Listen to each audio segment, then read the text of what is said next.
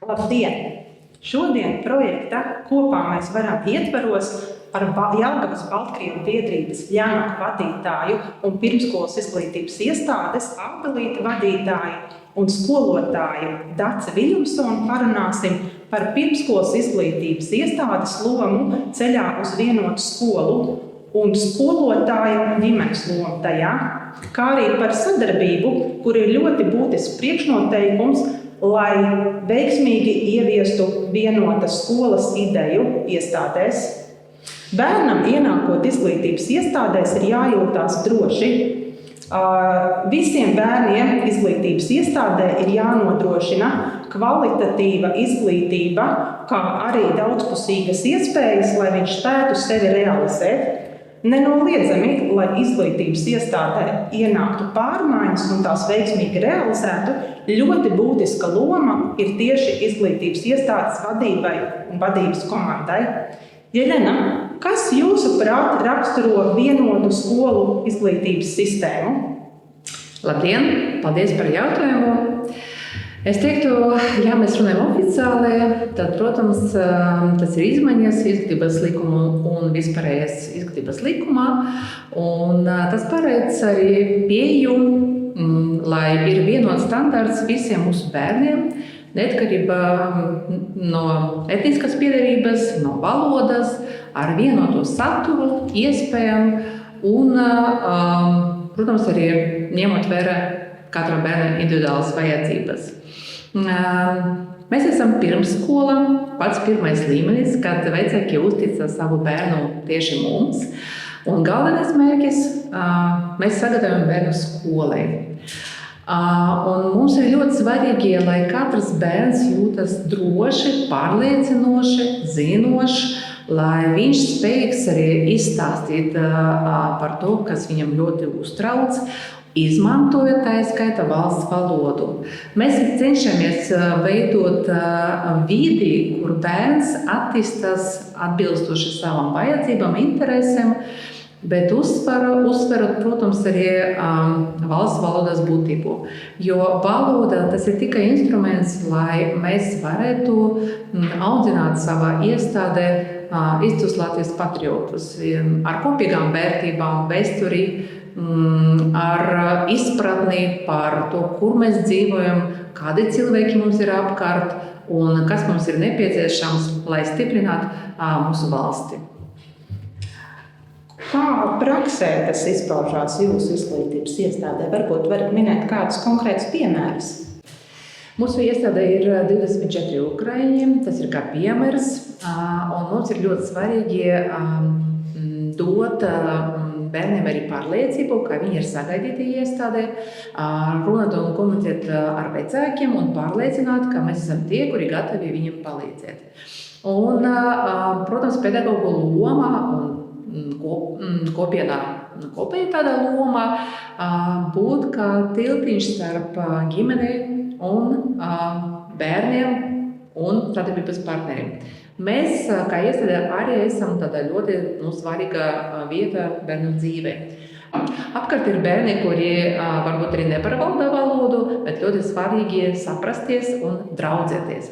Līdz ar to mēs cenšamies nodrošināt vidi, kur bērns jūtas droši, kur viņš var pats arī turpināt apgūt arī latviešu valodu, kur viņš dzird arī latviešu tautas dziesmas, viņš dzird arī dzējoļus, un viņš spēlējoties, kas ir galvenā tāda darbība, ko dara bērns bērnu dārzā, viņš spēlējas. Un mēs arī cenšamies arī izveidot jaunu spēli viņam, lai bērns varētu izmantot pēc iespējas vairāk arī latviešu valodas arī vārdus, papildināt savu krājumu un tā tālāk.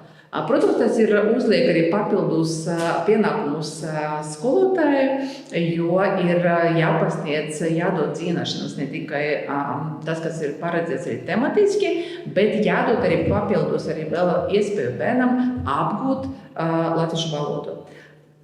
Paņēmieni ļoti dažādi, un kaut arī mēs sākam, ejam mazgāt rokas, izmantojot gan vizuāli, gan arī mimiku, gan žestus, lai bērnam ir droša sajūta, kā viņš saprot, kas jādara, un turpina. Un, protams, rutīna katru dienu atkārtojot, bērni jau zina, ko tas nozīmē. Un tā mēs pakāpeniski ļoti draudzīgi un mierīgi cenšamies atrast arī dažādos instrumentus, materiālus, digitālajā vide, tā skaita, lai palīdzētu bērnam arī droši, mierīgi apgūt visus mērķus, kas ir paredzēti standartos.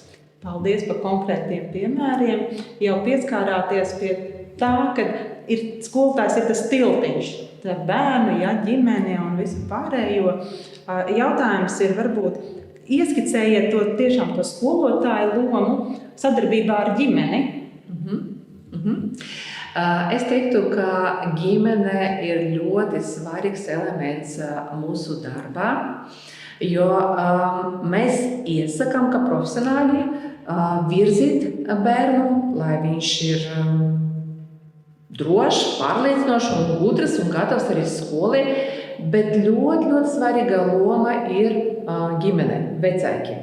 Ja vecāki turpina iesākt to iestādē darbu, mēs redzam, ka rezultāti ir ļoti labi. Mēs varam ieteikt, mēs varam parādīt, mēs varam palūgt, bet cik daudz ir ģimene gatava pati palīdzēt savam bērnam, tas ir ļoti liels darbs, arī mūsu skolotāju darbs. Jo viņi ir tie, kuri profesionāli paskaidros, izstāstīs, parādīs to ļoti lielu lomu, ko paši vecāki var palīdzēt saviem bērniem. Tas ir viennozīmīgi. Mēs redzam, ka tās ģimenes, kuras ļoti motivētas un paši meklē, bērns aiziet skolā ar ļoti labām zināšanām, ar pārliecību, viņš nekautrējas runāt, viņš iet un prasa. Un otrādi, tad, kad ģimene uzskata, ka kaut kā izmācīsies, kaut ko izdarīs, tad mēs redzam arī pilnīgi atšķirīgus rezultātus. Jā, nenoliedzami skolotājs ir centrālā atslēgā, es teikšu, uz to, kad bērns saņem kvalitatīvu izglītību. Un šobrīd atsvērsīšos pie jums.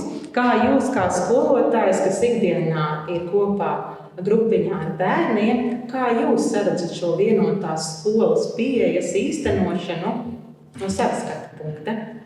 Kā pedagogs, protams, mums tātad jāskatās visi aspekti, gan sadarbība ar bērniem, sadarbība ar vecākiem, sadarbība arī ar skolu, jo tas viss ir vienotā. Un par tieši vienotos mums ir jāvadās pēc izglītības vadlīnijām, jo katrai pirmskolas izglītības iestādē mums ir vienotas prasības, lai būtu bērns sagatavotu skolai. Un līdz ar to pats svarīgākais dot katram bērnam to iespēju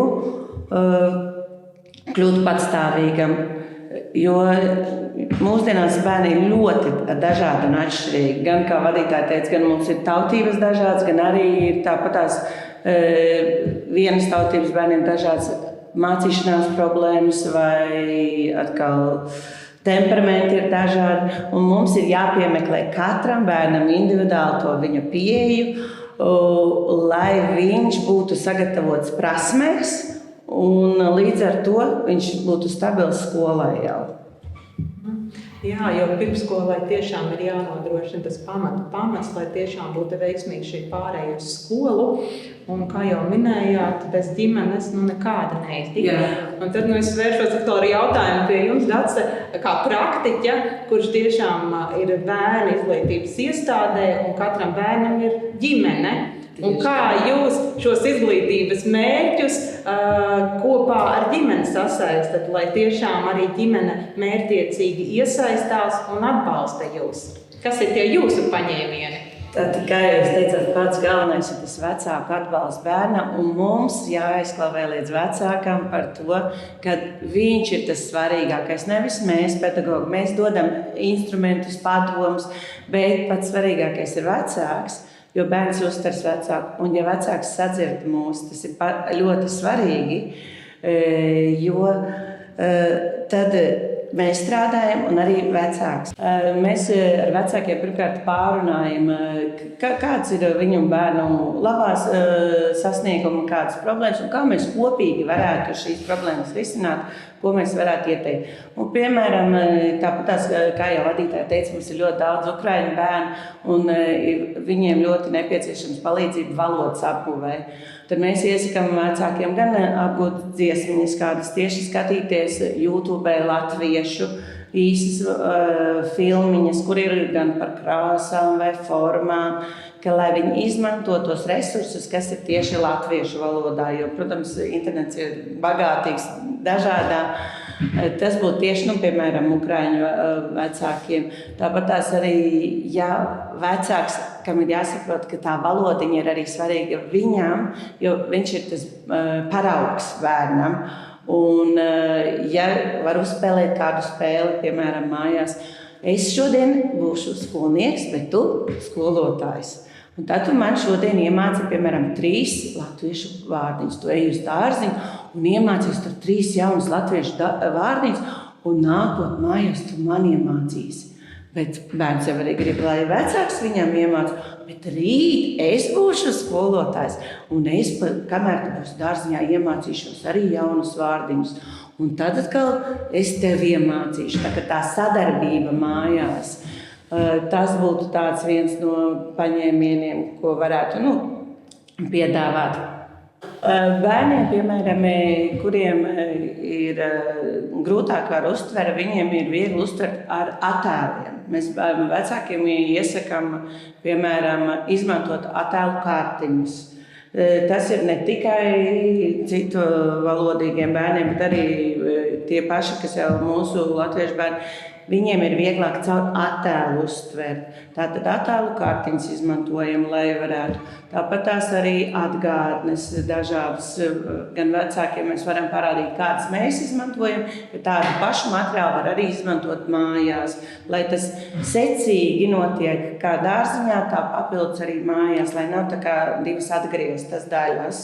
Un, ir ļoti dažādas metodas un paņēmieni, kā mēs varam bērnam palīdzēt, gan iedrošināt viņu. Jo pats svarīgākais, lai bērns dārziņā justos droši, gaidīts, un tad arī tas mācību process veicās.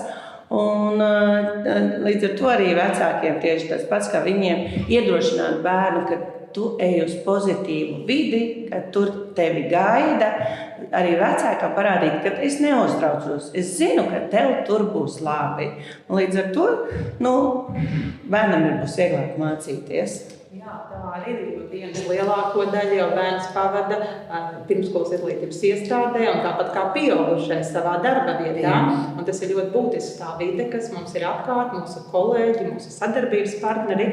Un tad nākamais tāds jautājums, pie kā mēs varētu nedaudz parunāt par to, kā jums kā pedagogam izdodas izveidot šos materiālus, vai tieši otrādi, kas jums būtu nepieciešams no saviem kolēģiem, vadības, vai pašvaldības, vai valsts, lai jums palīdzētu šajā pārejas posmā? Jūs pieminējāt tieši par metodiskiem materiāliem, un tas, protams, lai veidotu bagātību materiālo bāzi, mums ir ļoti labi izveidojusies pirmsskolas kopienai. Gan kursos, gan semināros mēs sadarbojamies un dalāmies ar savu pieredzi, ar saviem materiālo bāzi. Un tāpat tās arī vadītājs vienmēr ir bijis atsauksme, ja mums ir kaut kas nepieciešams, vai gan ideiski, gan materiāli, viņa savas iespēju robežās mūs atbalsta vienmēr. Atbalstu mēs jūtam vienmēr arī no vadītājas, no mūsu arī metodiķas iestādes. Atbalsts ir gan kā padomu, gan arī finansiāli, jo materiālā bāze tomēr arī sedz finansiālās puse. Un idejām ir ļoti, ļoti bagāts gan interneta dzīves, ko mēs varam pedagogi, ja mums ir vēlme un radoši izpausties, mēs varam ļoti daudz un bagātīgus materiālus sagatavot. Tāpat tās kursos un semināros pirmsskolas pedagogi dalās ar savām idejām, ar savu pieredzi, padomu. Tā kā saistībā ar kolēģiem mums nav problēmas. Mēs viens ar otru dalāmies. Ko es varu piebilst, protams, pastāv tāds risks, ka tomēr pedagogiem, kuri strādā ar mazumtautību bērniem, ir svarīgi arī saprast bērnu paša sākumā. Jaunie pedagoģi daži varbūt arī nepārvalda mazumtautību valodas, un varbūt tas ir tāds arī neliels risks, kas varētu varbūt arī traucēt arī tādam mierīgam sākotnējiem procesam. Bet runājot par mūsu, protams, arī pedagogiem, es teiktu, ka mēs tiešām arī darbojamies kā viens vesels kolektīvs. Un tad, kad mums ir sanāksmes, mēs dalāmies ar pieredzi un meklējam arī risinājumus, kā palīdzēt viens otram. Protams, arī valsts līmenī, kā minējām arī sākumā, ir atrunāti izglītības standarti, pie kura mēs pieturamies. Un mazliet ir varbūt rezumējot arī to, ko mēs arī teicām, vienotā skola un šīs pieejas arī instruments, protams, ir latviešu valoda, bet tas ir tikai instruments, ar ko mēs gribam sasniegt arī galvenos mērķus. Kopīgas vērtības, kopīgs arī izglītības saturs, kopīga vēsture, kopīga attieksme un kopīga Latvija. Paldies jums par saturīgo sarunu.